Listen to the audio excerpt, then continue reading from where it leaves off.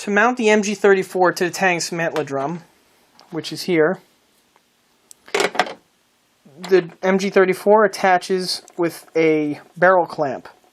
This barrel clamp is comprised of three pieces. We have the lower clamp, the upper component clamp, and this over here is a support arm for another component that gets glued to the end, which is not shown in this setup over here.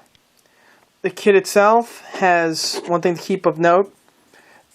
The way this piece is molded, you have three injection marks on the interior portion of both halves of the clamp. To properly fit in the Mg34, these pieces need to be cut off as well as sanded smooth. I will be using a Dremel fitted with a micro or a small router bit. This will make short work of the burr. If you do not have one of these, you could do the same task, albeit it'll take a little bit longer, with a needle file. It is at this stage where we also need to assemble the tank's Mg34 machine gun. The Panzer II used an Mg34 as its standard coaxial machine gun to the main gun. The Panzer II uses the standard Mg34. Unlike later German vehicles, which use the Mg34T, which was different from that of the regular Mg34 in that the barrel had a different cooling shroud over the barrel. The kit supplies you with the unassembled Mg34 plastic kit. The kit itself is the unbuilt version of their pre-built Mg34s. To get an example of what it looks like, I have here one of DML's pre-built Mg34s. Now this here is one of their earlier versions. This came with their Mg34 machine gun team that was released, I believe, back in 2000, maybe 2001. The kits themselves, the two guns are pretty much identical. The only difference is that in recent years, DML retooled the receiver to have a functional charging handle, as opposed to this one, which the charging handle and the bolt are static. Both guns feature the swivel out barrel, and this one's kind of stuck in, but they also come with the replacement barrel so that you would swap out the barrel when the barrel would overheat. The sights are also flippable, and the feed tray also pops open. A common critique with all these DML kits is that the instructions are very vague at best. This definitely plays into effect with building the Mg34 on this Panzer II kit. There's a quick little diagram of the instruction sheet here of the Mg34 and its assembly. Pretty much, in a nutshell, this instruction sheet is toilet paper. These numbers don't even match up with the ones on the kit. So, to help me put it together, I actually had to use one of my own pre-built versions as just a way to backwards engineer it. Basically, with the barrel, it's two pieces that plug together. That you could kind of figure out from the instructions. However, things get complicated when it comes to the barrel extension or the muzzle brake that would go on the end. The numbers don't match up completely. The way it needs to work is you have this section here, which has the wrench slits in it, which is A4, and then you have the conical flash suppressor, which is then A3. A3 plugs into A4 with the cone going mounted onto this nut over here, and then the wrench slits would then get mounted to the barrel assembly. And it'll look something like this.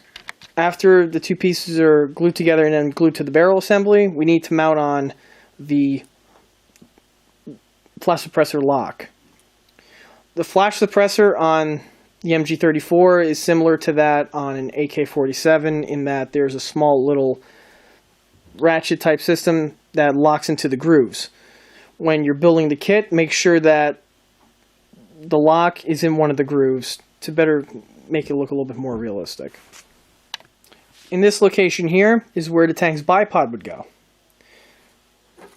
like over here. The kit does give you the bipod, however, since this is a vehicle-mounted version, it will not be required and will be going into the spare parts box. On the reverse side of the barrel assembly, we have the receiver clamp, which will clamp the barrel to the receiver, especially when it swivels out to change the barrel. This component over here is also what holds on the tank's flip-up sight. You have to be careful with the sight because you could easily install it on upside down.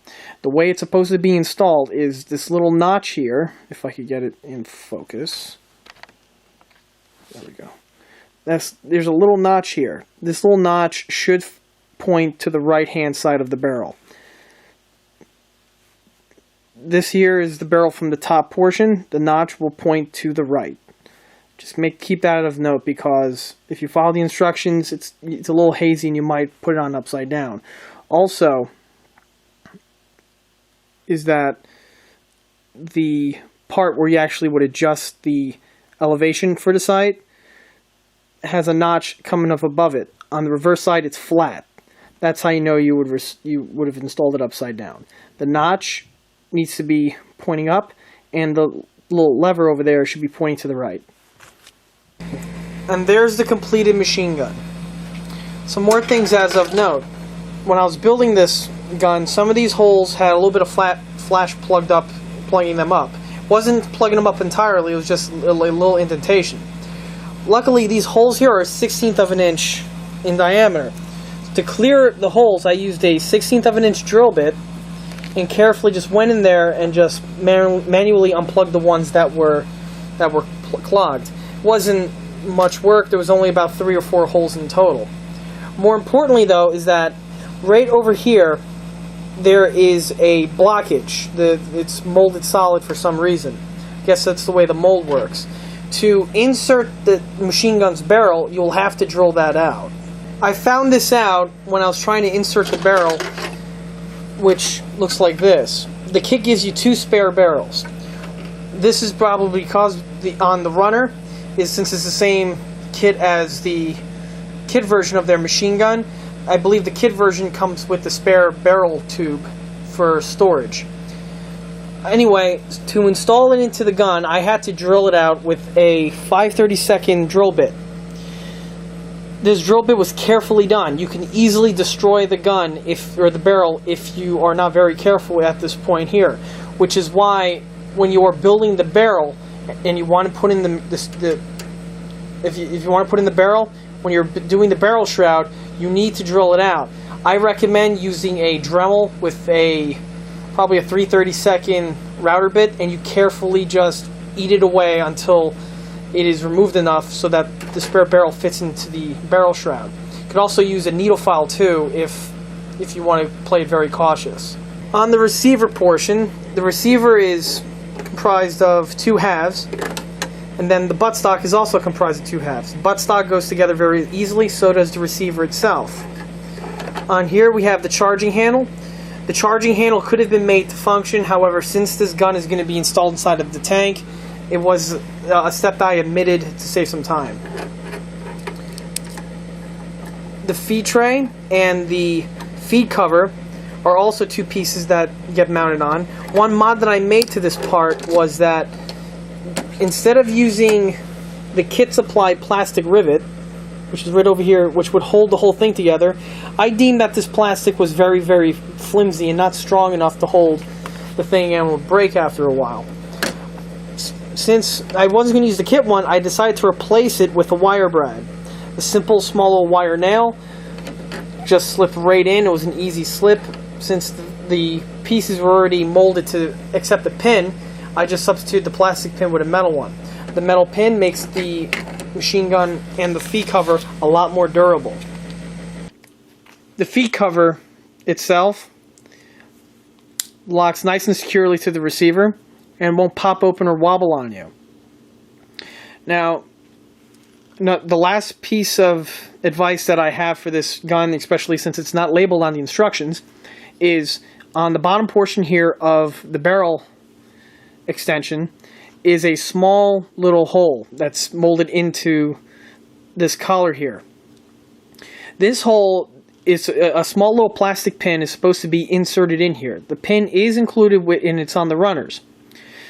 What the pin does is that it keeps the barrel portion of the gun connected to the receiver. Molded into the receiver is a small little rod, and on that rod is a small little recess. It's a little recess ring that goes around the circumference of the rod. What this does is that this little plastic pin, when glued to the barrel assembly here, actually fits into the recess and it allows the barrel to swing freely, but it will securely hold the barrel assembly to the receiver without it falling off. The whole barrel assembly mount and receiver molded in pin are very fragile, so you have to be very careful when you are dealing with any Dragon Mg34, including the pre-built one as well as the kit one that I have here. The gun itself will now be heading towards painting, and then once the gun is painted, it will be weathered and fitted into the tank's turret. One obstacle that I came across is that the Mg34 that the kit gives you doesn't really fit into the Panzer II's Mg34 clamp. This clamp is supposed to be connected to the mantlet and goes into these two little pegs here. And that would hold it secure to the mantlet, and the gun would pivot along with along the rotor drum. Problem is that the Mg34 has a small little nub that extends from the barrel cooling shroud. This little nub here is designed for the bipod, and it keeps the bipod locked when the bipod's in the folded state. The DML kit did not allow or did not mold in any divot or recess for the bipod peg. The small little notch here is where the wider part of the barrel would slip into the clamp. To fix this, you could do two things. You could simply take a snip and snip off this little bipod mount and then sand it down so it'll come out that way. Or you could take a Dremel and just drill a hole through the barrel clamp, which is what I will be doing. And here's the Mg34 completed, painted, and weathered. For the grips, I went with a red Bakelite style buttstock and pistol grip. They were also made in wood, but since it's pretty it's harder to replicate wood grain in smaller scale, I went ahead and just went with the Bakelite version. Bakelite also came in two types. You had the red brown, which is what I have here, and you also had a black color. There were also several other different types of styles of buttstock for the Mg34. One had some lines running through it, and but for the stock Mg34 here, I just went with the Bakelite. For the gun's finish, it's all dry brushed, including the exterior and the interior. And this machine gun will be mounted to the tank after it is painted. To mount the main gun into the gun mount, the kit is designed so that you're supposed to do everything in one sitting. But the problem is that I like to pre-paint the interior components like the gun mount prior to painting the gun, or else you're never going to be able to get into all the nooks and crannies. So as a simple modification, the way the gun mounts to the mount is you have these two little plastic pegs that lock into the receiver in the front portion of the gun mount. The two plastic pegs were removed, and a hole was drilled through so that I could insert a long M3 style bolt. Now, this was done so that, again, I could assemble the gun mount, pre-paint it, pre-weather it, and then just simply mount the gun into the gun mount.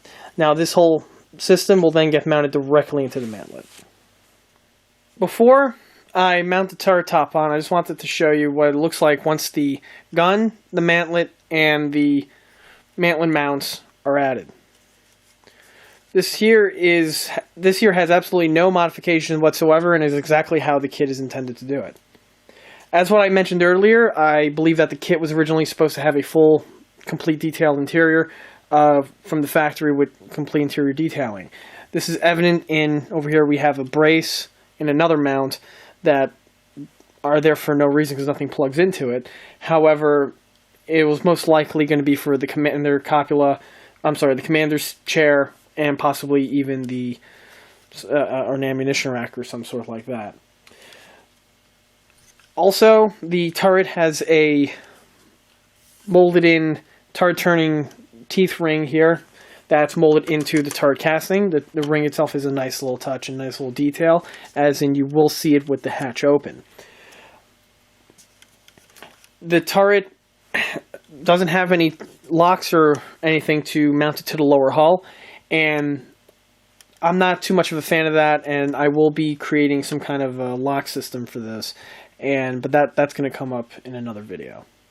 It is at this point where I will mount the two halves of the turret together.